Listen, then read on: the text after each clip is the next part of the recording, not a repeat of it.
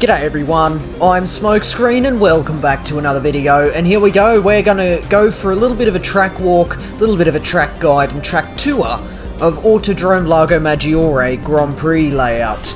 We are going to be in Group 3, and because this is the destination for the next round of the FIA Manufacturer Series in Group 3, I am going to be driving my beautiful R4M Racing Team liveried Toyota GR Supra Racing concept. But here we go. Basically, we're just going to go through nice and slowly the track here in real time. I'm recording this commentary live as I'm doing the driving, so apologies if you hear my wheel do that throughout the video. There's not really much I can do about it, I'm afraid. But we're going to go through the lap nice and slowly. I'm going to try and not take too long, and then I'm going to speed things up as we begin to familiarise ourselves with the layout of this circuit. Now, this track, very nice track.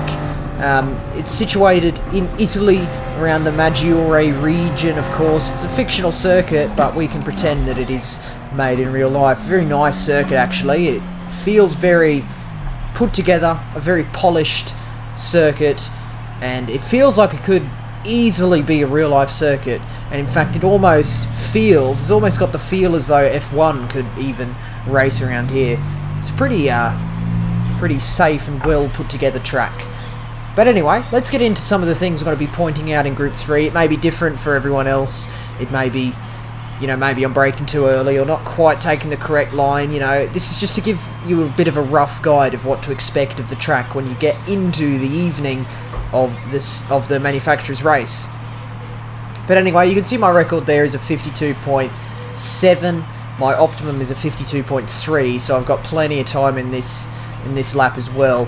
But I'm just going to go through the braking points basically. So this is coming into turn 1 of 17 corners on this circuit. We'll go through each of the corners, of course. My braking point here for this corner is I'm looking on the left hand side, and you've got yourself a couple of vans over there. Let's go and pay a little visit to the vans, shall we? We've got a black van and a blue van, and then there's a red car in between, but you barely even see that. Oh my goodness, it looks like it tried to looked like it thought I was trying to go in the pits. But anyway, over on that left hand side there, of course, the blue van, so the second van on the left, I'm basically braking halfway between the van and the white canopy that is just next to the transmission truck there. So right about here, looking on the left hand side of the screen, of course, basically when you can't see the van, but the edge of the screen hasn't quite reached the canopy. Braking for turn 1, so nice and hard onto the brakes, and we're going to trail it into turn 1 with this sort of line. The next corner is much more important than turn 1, so you can rush it in for a slow exit, and that's basically what you want to do using all of this curb. You can even use a bit of the grass there, of course. So yeah, you can essentially rush turn 1, you rush past the apex and meet an exit apex sort of here. And that, of course, will set you up pretty narrow for turn 2, but the entry is not as important as the exit. And for turn 2, we'll be in first gear for the Supra. Oh my goodness, I'm trying to demonstrate the line you want to take, how much curb you want to take. It's about this much curb all the way around, but the wheel is just not having it. I do apologise for that sound once again. But the line through there is just one wheel on the yellow, like 2 wheels on the yellow, 2 wheels on the red and white curb. Nice and tight. You want to have an exit like this. You don't want to take a racing line and end up on the exit like this here. You want to take a very tight line through there. Exit in first gear in the Supra. Coming up towards turn 3. Now this corner, you're kind of turning in about here, just before the line intersects each other, so you can see the line of the shortcut that skips out all of this first sector that you use in the west and the center variant of this track. So that white line layout, and then the GP white line layout, just where they intersect, just turning in nice and gently. You're actually going to be carrying full throttle into this corner until you get to the apex. You do want to take some of that curb, but I'm not taking as much because I don't want my wheel to scream as loud as it has been. But then you feather the throttle on the apex, and you kind of take an exit like this. Again, the following corner is much more important than this previous corner here, so you can definitely sacrifice this turn 3 for the sake of opening up turn 4 a lot more. You don't really want to get much further over to the right hand side than about here. middle of the track. You don't want to take a full racing line through turn 3 because you need to narrow for the more important corner. But over on the right hand side there is you're going to be bringing it back over towards the left. You've got an orange barrier. I'm just going to back up just slightly so you can see the marshal waving the green flag telling me to get a move along, but unfortunately for him, he doesn't know I'm doing a track walk, does he?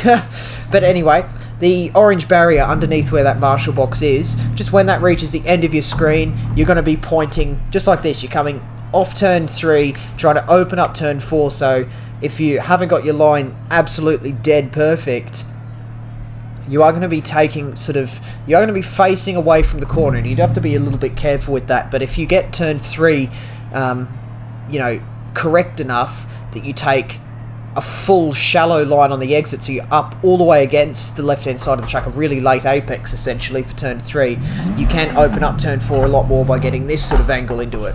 But anyway, braking nice and gently. I believe it's 3rd gear, don't quote me on that in this car. And then this curb here, my wheel is going to make an absolute racket, but probably to the point where you're not even going to be able to hear what I'm saying. So what I'm going to do is I'm going to demonstrate the line through turn 4 here while I'm not talking, and while you're just listening to the glorious sounds of the True Force Logitech G29 working its magic underneath the housing. But I'm going to take the line here. That's it. Using all of that inside curb, using all of the red and white, using all of the white inner apron, using the sausage curbs that are lying on the inside, using all of that, and that's within track limits. On the exit here, you've got a pretty lenient track limit as well. So you are going to be using this exit curve, and this is where it gets a little bit interesting, because as you're coming out of turn 4, you can see there's that crest there. The Supra will oversteer as you go over the crest, but you can also use that oversteer and not get so scared by it. You can use it to help complete the car's rotation for the corner, and then you can oversteer towards the exit. Now, for whatever reason, the curb sort of is really thick. There's like 2 curbs. You can see the flat one just on the edge of the track, and then there's this raised one just on the left-hand side of it, and then it ends, and you've got this little rectangle of grass. I'm going to put my nose directly on the end of the curb there, and you've got this little rectangle of grass. That can catch your wheel, so you do have to be quite careful, but then you do have, straight after the grass, this little thin grey curbing on the edge of the red and white curb.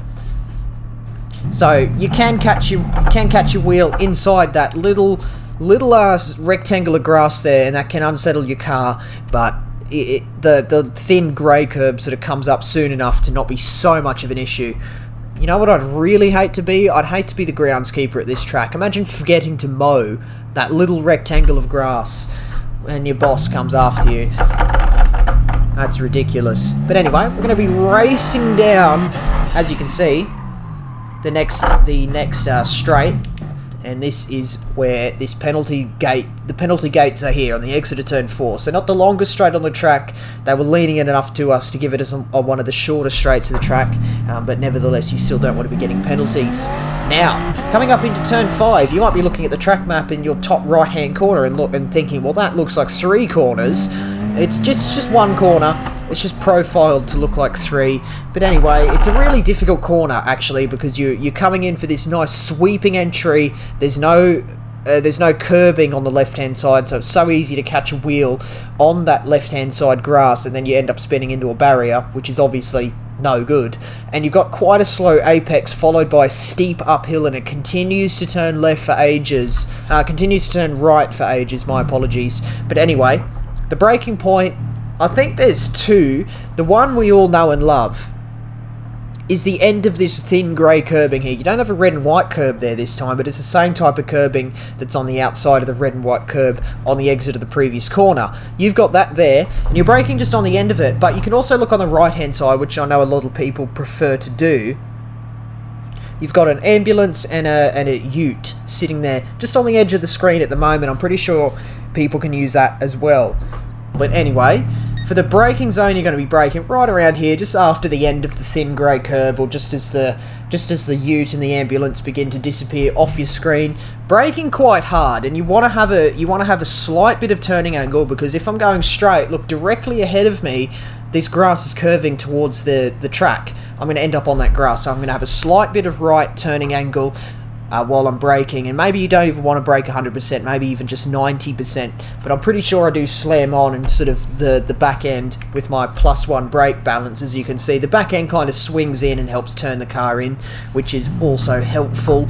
But anyway, you're going to be coming into turn 5. I like to call this the turn 5 complex. Just gently down the gears along the left-hand edge of this track, and now you're going to begin to look on the inside curb so you can take your apex. We're going to turn into the apex like this, and your apex is quite late, right around here, just on the end of this red and white curb that's on the inside of the corner, so after the orange sausage, and you want to be pointing towards this uphill. I'm going to try and get a nice exit. You're going to be full on the throttle by here. You're probably going to meet this exit apex here, just against this curb, and you're still turning right. The corner still hasn't ended. We're going to be coming up this hill and meeting our final exit apex on the inside of this white curb here, this unpainted rumble strip on the inside of the exit of turn 5. And then that sets you up beautifully to take the following S's section. Now this section, turn 6, 7, 8, 9, 10, all it's very much a flowing section. You have to get the first initial turn in right, the rest will follow. And you know, we are on the soft tyres here, but we'll see later on when we go for faster laps, it's not so easy to get exactly dead correct every time. But we will be coming up here, we will be topping out in 4th gear. You may have even had to change to 5th if you're driving the Supra. I don't know what gearing your cars are, so I'm pretty sure me talking about gearing is a little bit irrelevant. But I guess if you're also driving a Supra, lucky you. But the braking point for this, you'll be in 4th gear. If you have changed up to 5th, you do have to be a little bit more careful with the turning. The car will understeer a lot more with the higher gear. So you probably want to brake a little bit earlier if you are in 5th. But if you are in 4th, you can hang in 4th and you'll be right on the limiter like this by the time you reach the braking point, and then you can have a cheeky downshift to 3rd for some rotation and back up to 4th as you get on the power. But anyway, braking point, looking on the right hand side, you've got a red and white rumble strip there, which is nice. And then right around here, just sort of right where it's adjacent with my car, you've got a black tyre mark. I'm pretty sure the idea of that black tyre mark there is sort of rubbering in over time as cars brake and load up to take this left-hander while they're sitting on top of the curb. But it's left a nice black mark on the top, and that's what we use as the braking point. So it's actually a little bit more obvious from this far back. You can see a nice clean curb, and then sort of as we get towards the end of it, you've got a black tyre mark, and we'll get closer, and it's right around here. You'll be dabbing the brakes. You'll either be downshifting to 4th if you're up in 5th, or you'll be downshifting to 3rd for rotation if you're in 4th. And then we're going to be tipping it in so gently into the S's here, and you want to use this inside curb. We're going to be using the inside curb exactly like this, and we're going to be full on the power now. And I'm going to stop it here, because for the next right-hand portion of the S's, we want to absolutely cut the absolute crap out of this corner. So I'm going to get a little bit closer, and this is the line you'll be taking. You'll be pointing as though you're going to cut the corner, but it's all within track limits, and it's what you have to do. But to take this corner correctly, you're basically going to do this. You've got this grey thin curb on the inside of this red and white curb here. That's your track limit, so have a look. Have a look at that. 2 wheels on the grey curbing, and you're going to be following all the way. You're going to be following this all the way around to the exit like this, and see what it does is it opens up the next left-hand portion of the S very nicely for you. And that's very important, because when done dead perfectly, this left-hander all the way out onto the back straight is flat out. So if you get these S's correctly, you're going to apply your power on the exit of turn 6, so the first of the S's, and then if you get everything right, you're flat out all the way up until Big Banky Boy at turn 11. And now what you do here, similar to turn 4, use all of this curb, and you got to make sure actually to get your right hand side wheels on the top of the red and white curb to help turn the car, and that really helps keep this left-hander flat out. So you're going to be taking an exit, you're going to be full on the power, understeering, and you should just meet where the shortcut, the first shortcut of the track sort of meets with the GP layout. Right here, you'll meet this red and white curb that I'm sitting on top of now, which is nice. You'll still be full on the power, turning left, the car's going to be understeering, and we're going to be taking the turn 9, pretty much straight line, directly over, orange sausage down the center of the car, then turning into turn 10. 2 wheels on the inside of this rumble strip here, this unpainted one, and it'll help pull the car around the corner. And that takes us out to the longest straight on the track. Now we're going to be coming up over the crest. This is where the sector split is for the end of Sector 2, and we're going to be dipping down the hill, and as we reveal ourselves, the absolutely amazingly banked Big Banky Boy Turn 11. Right, braking for this corner.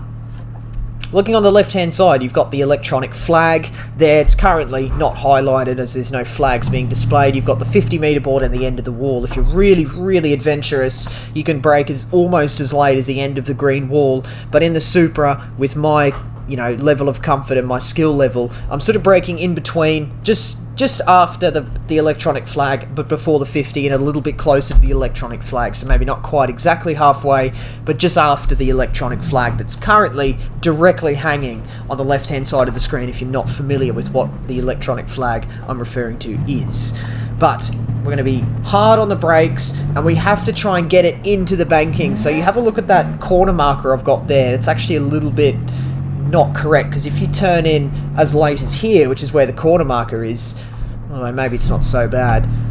But essentially you just want to brake directly into the apex, and the car just wants to turn. I let go of the wheel, and it just trends to the inside there. I really wish I had my camera up and running so you could be seeing this, but I actually have to buy an adapter to get my camera to plug into my computer. No good, eh? But anyway, I digress. We're going to be taking an apex kind of like this. A slightly later apex than mid, so maybe around here is where you want your apex to be. Just like that. You'll probably be in either second or third. Third gear is good if you get your line dead right and you manage to kind of keep your average speed up, which is actually fairly difficult to do, but you do have the banking to help out. I mean, the fact that you're taking almost a hairpin looking turn in third gear just goes to show how much the banking really helps. The car compresses into the road and sort of rides that camber out to the exit.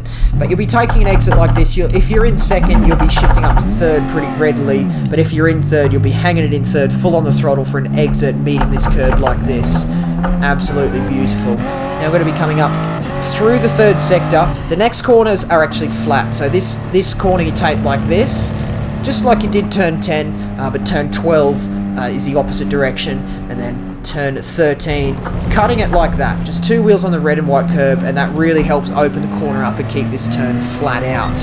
Now the next braking point is actually a really difficult corner because it tightens as you get further into the corner, so I've actually gone a little bit far to show you exactly what I wanted to show you. Over on the right hand side, which is probably where you're going to be you're probably going to favour looking towards the right hand side because you're looking in the direction of the corner. If you look over the left for a braking point, you're more likely to understeer wide because you don't turn in at the exact right time. But over on the right hand side, you've got two large trees, and there's a gap in the middle of them. It's very obvious, just below where the 1 is for my lap timer. That's essentially your braking point. So before the 50, about here, you'll be hard on the brakes. You'll be coming up, racing up here, maybe 4th or 5th gear, and you'll be down to 4th, down to 3rd, and you're going to meet your apex on top of the red and white curb just like this, and then you'll be accelerating gently towards the exit. On the exit here, you've got a really awkward shaped curb here.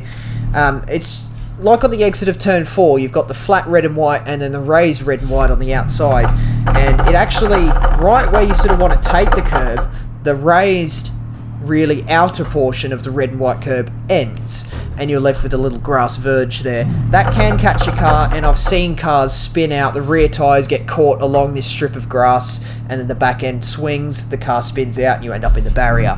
No good. So you've got to be really careful to make sure to only use that really flat red and white curb, which extends for a little bit longer and turns into the really very thin grey curb. You want to use that. Now this corner, the braking point, is the end of the red and white curb, and it's not even really a braking point, it's more just a marker to reference yourself and position your car exactly where you want it to be, because what you want to do really is, maybe you dab in the brakes ever so slightly, and then downshifting to 3rd for some rotation as we get on top of this curb, and we're going to be hard on the power right on the apex, because the exit of this corner is a curb again, and you can use all this curb, and you can almost even take an apex like this. So your right-hand side tyres on the red and white curb, and that's an acceptable exit. I don't quite push the exit as far as that far, because I don't want to risk getting a penalty. But that is the limit. And you'll see it's a little bit hard to explain without actually showing you at full speed, but we will go for a little bit of a faster lap. So looking on the right hand side now for the braking point for the final corners, you can see downhill. So it'll be so easy to understeer, and it's tighter on the entry than it is on the exit, so you can get on the power really early and ride the curve of the corner. This is turn 17, all the way out to the outside on the exit of the final turn. But the braking point's a 50 metre board. We're going to be braking just before the 50, so probably here is a little bit too late. You'll be braking more like this, and you probably will even have two wheels on top of the red and white curb. But you want to get it turned in nice and early, turn it in on the brake, and then get towards the apex and look at all of this curbing. It's such a thick curb on the inside of that corner, so you can almost get all four tyres on top of the red and white curb. In fact, you almost can. And that really helps turn the car. And as the track sort of dips here as you hit this curb, getting on the power, the car does compress slightly and helps you get some extra rotation towards the exit. So you'll be coming off the corner, riding it out to the outside, maybe even touching that thin curb there, and that's how you know you've got it right. But we're going to speed things up because I've been going for 20 minutes already. It's a very long track walk indeed, and I've got very cold tyres, so I will be taking it nice and easy. So just after the blue van, taking all that curb, nice and gentle on the brakes, and then first gear, and then this is the line. Look at that, gently on the power. I don't want to spin out with these really cold tyres. Just lifting off the throttle as we turn into turn 3, and look at that. That's the line. That's the line. This is the line through here. Oversteering as we go over the crest, and I'm beginning to get a little bit more confidence in the tyres. So we're going to be just warming them up slightly. But this is turn 5. I'll take it a little bit tentative. Braking here, down the gears, turning in, making your apex, hard on the power, up the hill towards the exit. You've got two exit apeces, one on the outside, one on the inside. Looking on the right hand side, you can see so clearly that tyre mark, turning in, getting on the power, and then all the way through here will be flat out if you get it dead right. And we've not got it too bad, although we are going quite tentative, aren't we? It's all flat out through here. There's no real need to go extra slow through there. It's just a matter of making sure to take advantage of all the curbs. Now, big banky boy, we will go a little bit slower into here, of course. But left-hand side, just before the 50, just after the electronic flag, get it into the apex, hard on the power. We are going to oversteer as the banking is just ending, but we get through there okay, using all this curb, maybe turning in a little bit too late, all of this curb as well to help keep this right-hander flat out, and then coming into here, looking on the right-hand side, the gap in the trees, me taking a line in, well, maybe not quite like that, but you get where I'm going. Just like that, the car turns nicely using all that curb and all that exit, and we're going to head down towards the final turn. We're going to take a little bit of a faster lap again, just before the 50, using all this curb on the inside, hard on the power, and then ride it all the way out to the exit. Lovely. You've got a lot of downforce still on through that final turn as well, so there's no risk of oversteer.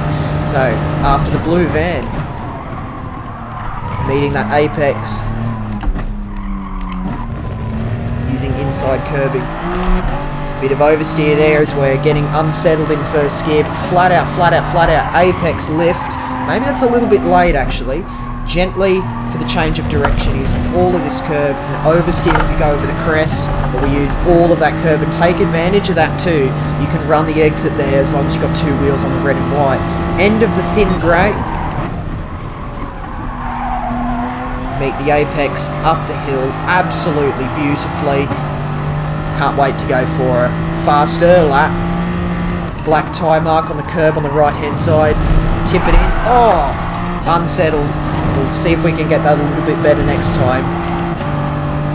But you can see all flat out through here. Use that curb, use this curb, out onto the back straight. It's so important. There's so much lap time in getting the S's right because it follows out onto the longest straight on the circuit. Coming in towards Big Banky Boy. Just after the electronic flag. Oh, beautiful apex there, if I do say so myself. That was absolutely fantastic. I managed to hold third gear as well. Turning in nice and early, using all that curb. Turning in nice and early, using all that curb. Using the exit curb as well. Right hand side, gap in the trees. Meeting the curb just like that. Meeting that curb just like that. Gentle. Not too bad. Not too bad. Final turn. Just before the 50. Tip it in. Using all the curb. Power out towards the exit. And now I'm going to go for a little bit of a quieter lap. And let's see whether I manage to actually not crash.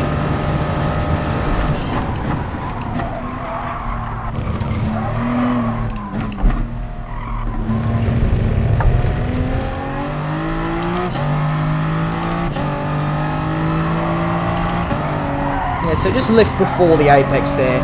I wasn't 100% accurate when I said lift on the apex, just before you meet it. That's a much better exit out of turn 4. Look at all the time we're gaining down this straight.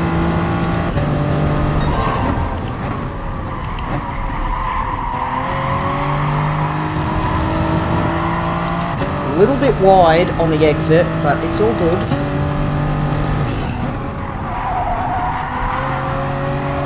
Not the fastest entry into there. I turned in a bit early there. Look, I've had to feather the throttle.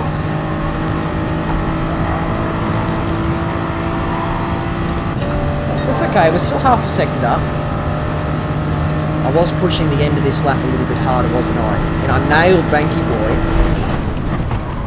See if I can do it again. Oh, I had to have a second stab at the throttle there. I was going to graze the gravel on the exit.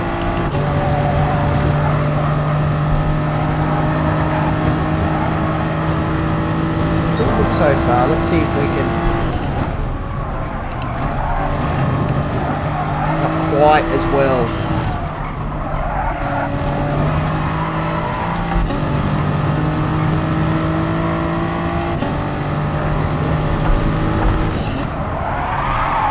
Oh, a little bit wide off the final turn.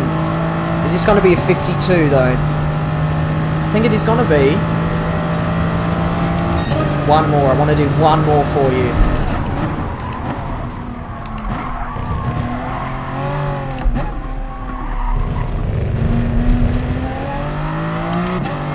A better turn 1 and 2 that time. Lifting just before the apex. And we're much further over to the left that time. I was in second gear that time, wasn't I? Not third. I've made it right. Oh, now I've got a penalty. Well, we'll end the lap there, I think. There's not really much else to show you, but you can kind of... You've got a bit of a better idea of how to tackle Maggiore GP and some of the pinch points, some of the pressure points of the circuit. But that's going to pretty much finish this one up. I've actually made another one of these on Brands Hatch, and I made it, you know, on the precedent that I would get it released before the Brands Hatch round for manufacturers, but I haven't. So a lot of my commentary references that round and trying to get it out before the round happened. So not sure whether you'd still like to see it. I think this is kind of something I want to become a more permanent fixture of the channel, a track walk series, and that's what I'm going to call these, because it's very much a track walk, as close to a track walk as you can get in this game, crawling around in the car, pointing out all the corners, pointing out all the braking points and the lines, and then we get faster and faster as we build up the confidence to try and, you know, tackle a bit of a faster lap of the circuit. I think it's a cool idea, and I hope that people are interested in it. I know track guides are a very saturated market here on YouTube, but I hope I can bring something fresh. And as soon as I get my camera to be able to connect to my computer, I would like to set up some sort of camera pointing at my wheel, not my face, my wheel, so you can see my hand inputs on the wheel. I think that would be a really interesting addition, and it would kind of set me apart from the crowd. That will really help me stand out from everyone else doing track guides. So there are the ideas floating around in my head. Let me know down in the comments below exactly what you guys think, and whether you would actually be interested in seeing these become a more permanent part of the channel.